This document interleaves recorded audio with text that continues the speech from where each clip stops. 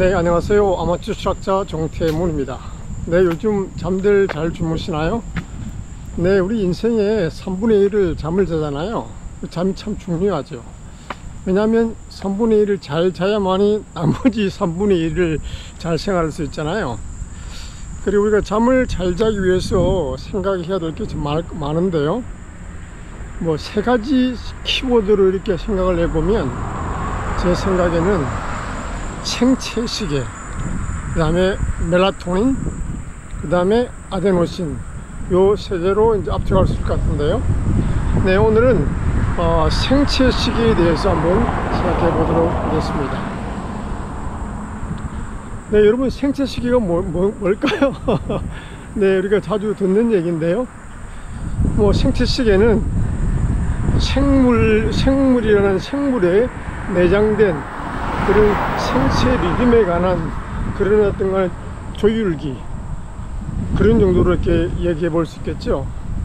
그래서 예를 들어서 우리가 하루 동안에 뭐 그런 생체 리듬을 갖다가 조율할 수 있는, 예를 들어서요, 우리가 언제 자고 언제 일어나고 그 다음에 언제 밥을 먹고 뭐 등등요. 그리고 또 이 생체 시계는 꼭 뭐 이게 24시간 돌아가는 그런 생체적 리듬이라 그럴까요? 그것만은 아니고요, 일주일, 뭐 한 달, 1년 뭐 이런 식으로도 전체적으로 이렇게 우리가 돌아가는 그런 생물의 생체 리듬 조율하는 그런 시스템이라고 말할 수 있는 거죠.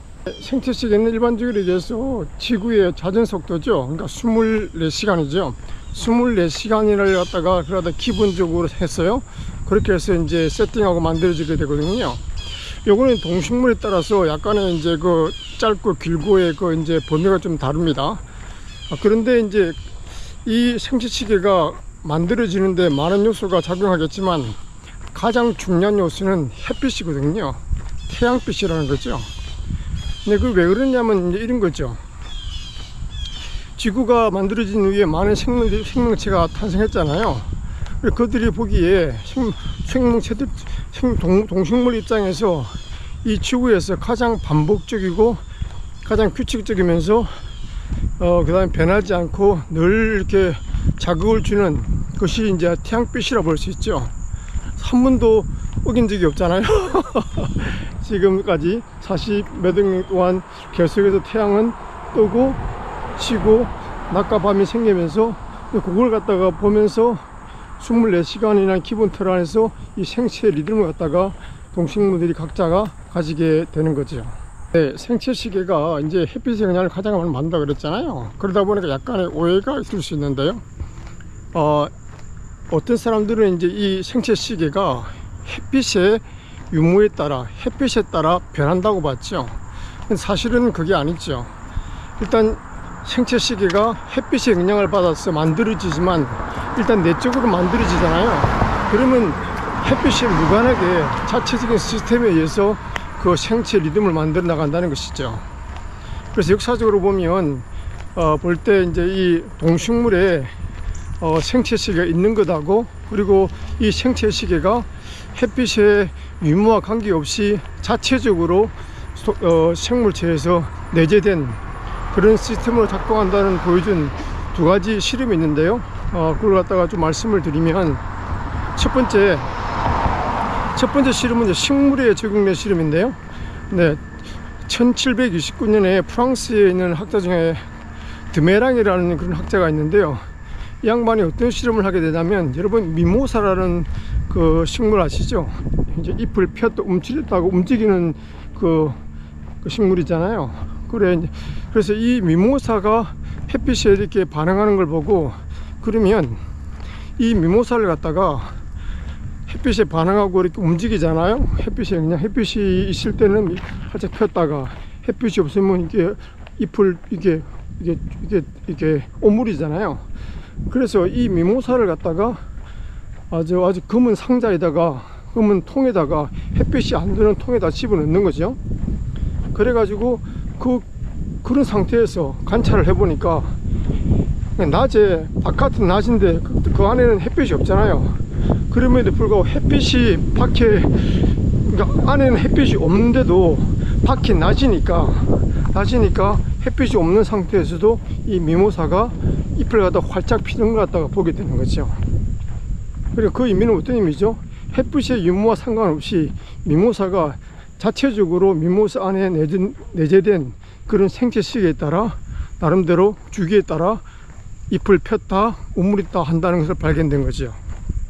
그리고 그렇게 해서 이 실험을 통해서 식물에게도 생체 시기가 있다는 사실을 알게 되었고, 그 다음에 더 나아가서 그 생체 시기가 햇빛의 유무와 관계없이 독립적으로 자체 내부적인 시스템에 의해서 자체적으로 자율적으로 움직인다는 그런 사실을 알게 된 것이죠.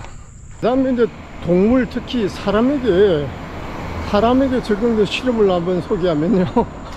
이것도 재밌는데요. 1938년에 시카고 대학의 두 교수인데요.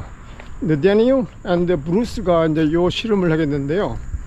그러니까 실험을 사람에게 하려고 그러니까 좀 사람을 갖다 어디다 어두운 데다 가둬야 되는데 찾기 힘들잖아요. 그러니까 이 두 교수가 마루타가 되어서 본인들이 실험 동물이 되어 가지고 이제 켄터키에 있는 아주 깊은 그런 동굴 속에 본인들을 갖다가 6주간 스스로 감금하는 거죠. 그렇게 해서 실험을 실시하게 되거든요.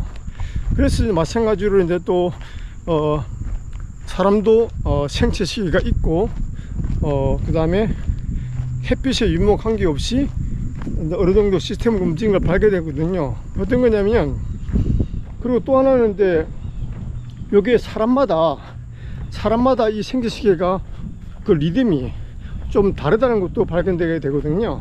그래서 결론적으로 그렇게 발견되게 되는데, 이게 뭐냐 그러면 어떤 사람 같은 경우에는 예를 들어서 잠을 갖다가 좀 빨리 들고 조금 빨리 들고 아침에 빨리 깨고, 어떤 사람 같은 경우는 잠을 갖다가 조금 늦게 들고 아침에 좀 늦게 일어나고, 그렇듯이 그런 주기가 다르다는 것을 좀 알게 되었고요. 두 실험자가 달랐거든요. 6주간 거기 있으면서 기본적으로 이제 다시 한번 알게 된 게 사람에게도 생체 시기가 있다. 그 다음에 또 굉장한 건 햇빛이 유무와 관계없이 그 어두컴컴한 그 동굴에서 예를 들어서 뭐 낮에 열몇 시간을 깨어 있고 밤에는 자고, 그런 주기가 반복되었다는 거죠. 그러면서 이제 이 동물 사람에게도 생체 시계가 있고, 그 다음에 그 리듬에 따라서 사람들이 행동한다는 것을 알게 된 것이죠. 사람마다 이 생체 시계의 리듬이 다르다는 것도 굉장히 재밌는 사실 같아요. 그래서 우리가 흔히 이제 아침형 인간, 저녁형 인간 이런 식으로 나누잖아요. 그래서 이제 어떤 사람들은 아침형 인간이 좋다, 아침에 일찍 일어나는 인간이 더 도덕적이라 그럴까요? 뭐 그런 식으로 얘기하면서 아침에 인간을 특히 찬양하고 그러는데, 그래서 마치 저녁형 인간 같은 경우에는 늦게 이제 일어난 사람들이죠. 그런 사람들을 좀 게으르고 이렇게 비난하는데, 그건 아니라는 거죠. 왜냐하면 그 생체 리듬은 그거는 유전자에 의해서 결정되거든요. 그러니까 과학적으로 볼 때 좀 말이 안 되는 거죠. 그 생체 리듬 자체가 그러기 때문에 그렇게 그 사람들은 그렇게 살 수밖에 없는 그 유전자를 가지고 있고 그런 시스템에 돌아간다는 거죠. 그러니까 그것이 뭐 도덕적으로 비난받을 그런 문제는 결코 아니라는 거죠. 그리고 이제 우리가 이제 그럼 왜 이 같은 인간에서 생체 시계의 리듬이 다르게 진화될 수 있을까? 요것을 갖다 뭐 진화론적으로 이렇게 우리가 답을 한번 찾아보려고 노력하면요, 이렇게 말할 수 있겠죠. 그러니까 보다 진화론의 가장 큰 그 목표죠. 생존이죠. 보다 더 잘 생존하기 위해서라고 말할 수 있겠는데, 어떤 의미냐면 이런 거죠. 예를 들어서 만약에 우리가 모든 사람의 어떤 부족이라 그럴까요? 어떤 사람 집단이 동일한 그 리듬에 의해서 동일한 시간대 잠을 들면 완전히 무방비 상태로 외부의 적이나 침략자에 의해서, 아니면 다른 동물들에 의해서 그 생명이 위태롭게 되잖아요. 그런데 이제 그게 아니고 자연스럽게 그런 다른 각 각 개인이 집단이 다른 어떤 그런 생체 시스템 리듬을 가지고 있으면 아무래도 확률적으로 깨어있는 사람이 있다 보니까 그러니까 보다 더 그 부족을 그 종족을 보존하는데 유리한 입장이 될 수 있겠죠. 그런 의미에서도 우리가 이 생체 시계의 리듬이 다르다는 것이 결코 나쁜 것은 아니었다 이렇게 말할 수도 있겠죠. 자, 그러면 이런 질문을 할 수 있겠죠. 그럼 생체 시계는 한번 만들어지면 그 이제 변하지 않는 것인가? 네, 답은 간단하게 우리가 뭐 경험적으로 알다시피 아니죠. 유동적이죠. 그러니까 생체 시계는 기본적으로 뭐 햇빛, 기타 뭐 온도 등 여러 가지 운동, 우리의 인간의 모든 행동에 의해서 영향을 받죠.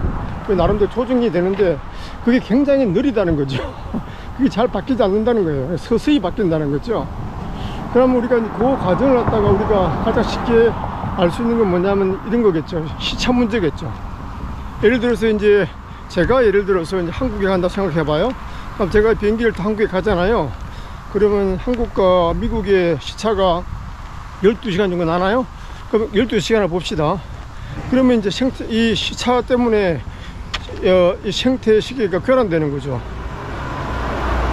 그러니까 그 현지의 상황은 낮인데 내 시계는 반대로 밤이라 그러니까 막 잠이 오는 거죠. 뭐 그거는 당연한 건데 문제는 이제 여기서 얼마만큼 우리가 적응할 수 있냐는 거잖아요. 생체 시계가 있는 곳이 어디냐면 시교차 상액이라는 곳이거든요.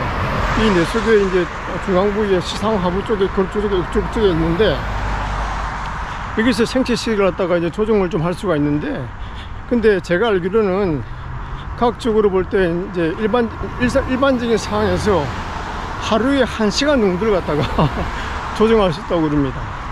그 의미는 뭐냐면 제가 이제 한국에 가서 이제 12시간 시차가 나잖아요. 그럴 경우에 그냥 보통 일반적 상황에서 자연스럽게 한국적 상황의 시차를 적응하려고 그러면 1시간이니까 그러니까 하루에 1시간 정도만 조정이 가능하니까 12일 동안 있어야만이 자연스럽게 한국적 시간으로 시차가 적용이 된다는 거죠. 적용이 아니고 적응이 된다는 거죠. 네, 그러니까 그만큼 천천히 가고 더디 가니까 그 시차가 교란되면, 생체 시가 교란되면 그것이 이렇게 바뀌기 전까지 굉장히 이제 어려워지는 거죠. 근데 개인적으로는 문제는 뭐죠? 한국에 가서 시차를 맞췄는데 다시 미국으로 돌아와야 되잖아요. 그러면 또 괴롭죠. 네, 그래서 이제 비행기 승무원이랄지 밤에 교대로 근무하는 사람들 있잖아요. 시차가 막 달라져 가지고 하는 사람들, 그 사람들이 건강에 굉장히 위험하다고 이렇게 많은 결과들이 얘기해 주죠. 그래서 이제 그런 분들은 이제 그런 걸 잘 관리를 잘 하셔야 되겠죠. 네, 그래서 오늘은 잠을 잘 자기 위해서 알아야 될 3가지 키워드 중에서요, 네, 생체 시계에 대해서 좀 알아봤는데요. 그러니까 이제 결론은 본인의 생체 시계의 리듬을 갖다가 잘 알아야 되겠죠. 그렇게 해서 그것에 맞추어서 이 수면을 갖다가 잘 준비하는 그런 습관을 가지면 좋겠다는 것이고요. 그래서 다음 시간에는 이제 구체적으로 이 생체 시계의 지령을 받아서 움직이는 멜라토닌하고 그 다음에 이제 아데노신이라는 물질이 있거든요. 그 물질에 대해서 한번 같이 알아보도록 하겠습니다. Bye now.